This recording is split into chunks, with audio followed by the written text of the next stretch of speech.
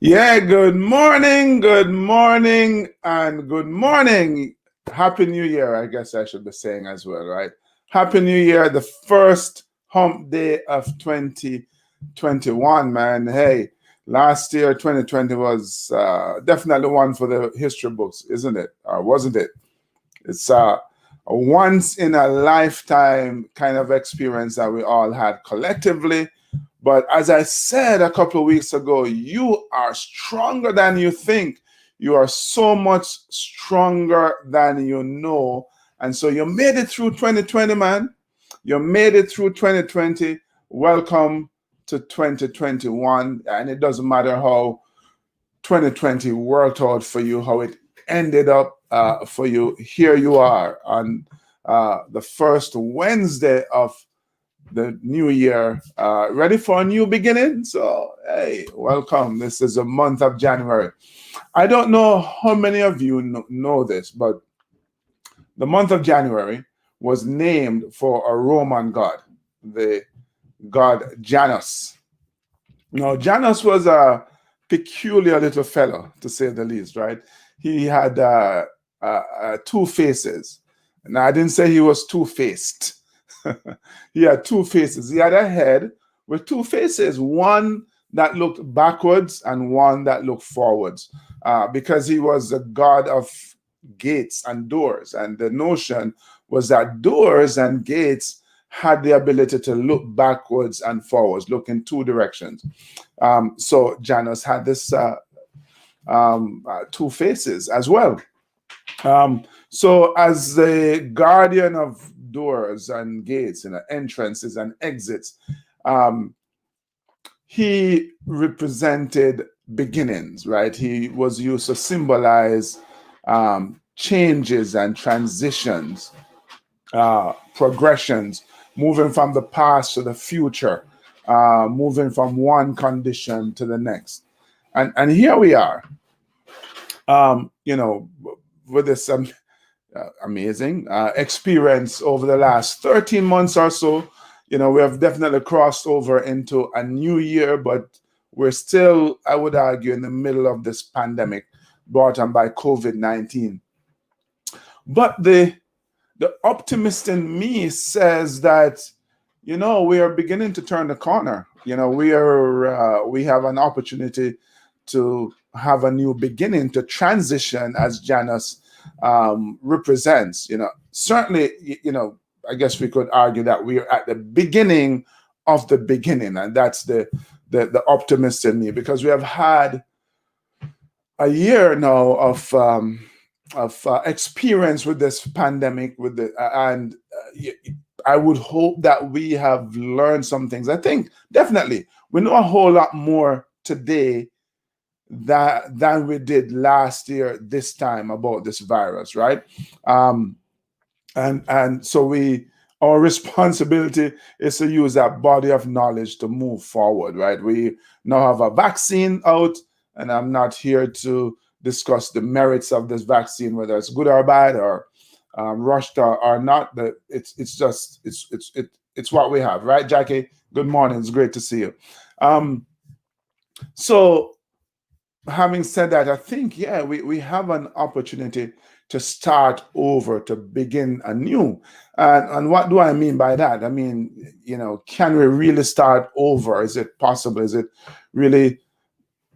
And my argument would be yes, it's possible to start over in a sense with this, as it relates to this pandemic. It's definitely possible to start over in terms of your career, or maybe your weight loss goals, or your health goals, right? Or your relationship, whatever it is, whatever area of your life.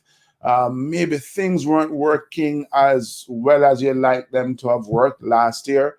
And yeah, I get it that New Year's January 1st is arbitrary in many ways, right? The clock changes over, the calendar changes over, but we tend and we traditionally use the first of the year as a new starting point, an opportunity to begin anew. And so let's use it. Let's use this year as well in a serious way to start over. So let me share with you.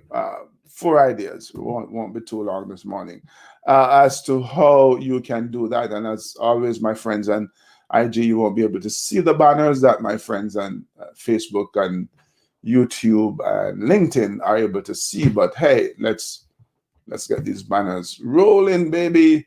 So the first thing I think we need in order to start over, in order to begin anew, is that we have to accept and embrace our reality, right?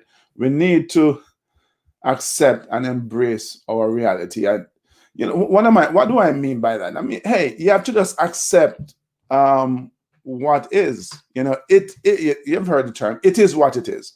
Where you are is where you are. Whether through your own actions or through no fault of your own, hey, this is where you are. This is a situation you have to deal with, Hugh. Olga, thank you for joining. This is where you are.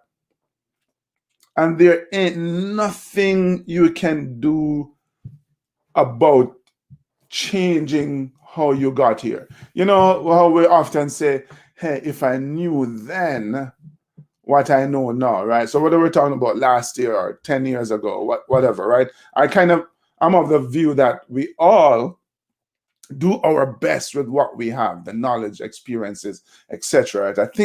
I think most people do the best with what they have. And sometimes, yeah, we make mistakes because we are human beings and we find ourselves in circumstances that would rather not be in. But there's no point in, they say, I'm forgive me for all the cliches, crying over spilt milk. There's no point in crying over spilt milk.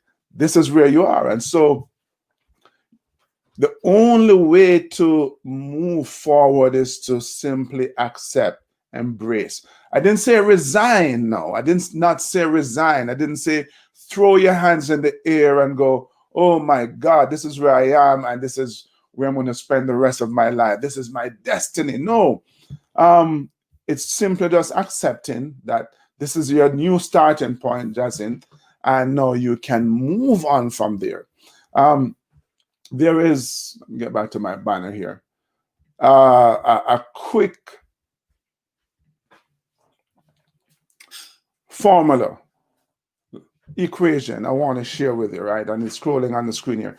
And it says that circumstances, or your circumstance plus your perception equals your outcome.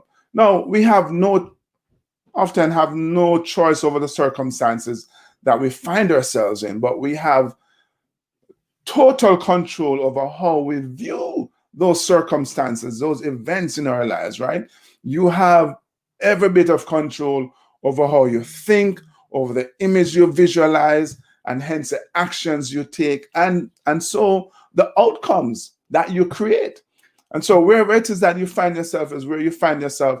Now it's your turn to go, okay, if I leave things up to fate, I'll continue along this path and I'm going to end up with these particular results. So now I'm going to decide how I want to view this situation. I'm going to choose the images I want to visualize, and hence the actions that I take and I'm going to take to ensure that I end up in a different place. So, all right. So I think I've killed that one. Embrace and accept reality as it is, right? Number two, you have to make a personal commitment to change, man. You have to, I'm trying to get rid of that. Yeah. Make a personal commitment to change. Because if nothing changes, nothing changes. And the thing that really needs to change more than anything else in the equation, in any circumstances, the person you see in the mirror, right? So once you've decided that, you know what, I am going to make a change. I'm going to commit to making a change. And when I say you're committing, I mean you're putting your heart and soul into the process of figuring out what you need to do in order to effect that change, in order to get to where you want to go. I think too many of us kind of go through life passively, man. It's like, oh, I don't like where I am, and whatever happens, whatever will be, will be. Well, I get it that there are certain things we have no control over, but you have tons of control over the things you can do. So stop sitting back, being passive, going where the wind blows. You're not designed to live your life that way, right? That's one of the reasons why God gave you a brain, right? So make that commitment. There's a big difference between being interested in achieving your goals and or being just simply being involved in achieving your goals and committing to achieving your goals. There is this quote I saw many years ago that says, in a breakfast of eggs and ham, the chicken is involved, the pig is committed, right? So, hopefully that really gives you a good image of what it means to be committed, right? You have to be all in terms of achieving your goals. Now, number 3 then would be use your imagination. Be like Barney. For those of you who have young kids, back in the day, Barney was all about imagination. The fact of the matter is that we use our imagination every single day. And what I'm trying to get you to do is to be more aware of how you're using your imagination. Every single thing in our lives is created twice, right? First mentally, and then it shows up in our world. And so I want to challenge you to I'm seeing a message here. Can't post comments to some destination. I'm not sure why. Anyway, I want to challenge you to become more deliberate in how you think about your circumstances and how you think about the path you want to go along life and where you want your life to end up, right? I'm talking about creating a vision, man, this compelling, dynamic, vibrant image of what you want your life to look like. This, I describe it as our preferred future state, this clear alternate view of the world and how different it will look tomorrow based on the changes that you have committed to make, right? So use your imagination, my friends. Be like Barney. And then something that I've been harping on for the last few months now, it just seems so appropriate every single time we meet. And I don't know that I can drill this home enough, right? Be appreciative, be thankful, express gratitude for where you are, right? We have become so conditioned to only think about the loss or the lack, right? We've not learned to appreciate the moment. We have not learned to appreciate the goodness that we have, right? I get it. You had big plans for 2020 and this COVID thing came and kind of disrupted it. But here you are nonetheless, Kirk. Here you are. Nonetheless, alive and well. And again, my condolences to everyone who lost loved ones, friends, family to this COVID and for other reasons as well. That's not something to celebrate, obviously, but you can still be appreciative of the time you got to spend with these people. You can be grateful for the amazing memories that all of you have created together. But at the same time, here you are, Laura, alive and well and kicking with the ability to create a new destination, right? Forget what happened in the past. Embrace where you are, because right now you have the ability, you have the strength, you have the wherewithal to move forward and have a new ending. They say that nobody can. All of us have the ability to start over, begin anew, and create a different ending, I should say. So that's my challenge. That's my encouragement to all of you this morning. This is an opportunity to begin anew and create a completely different ending from the ones your circumstances suggest you are destined for. All right.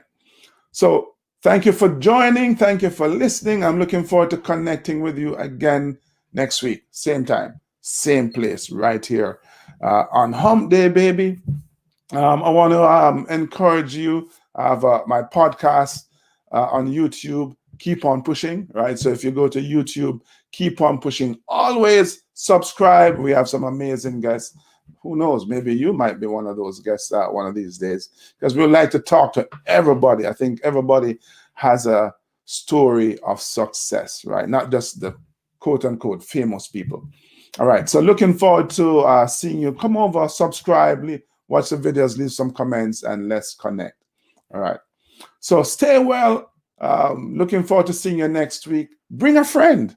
All right. Bring a friend with you, and let's have a dialogue. Until we connect next week, yeah, man, keep on pushing.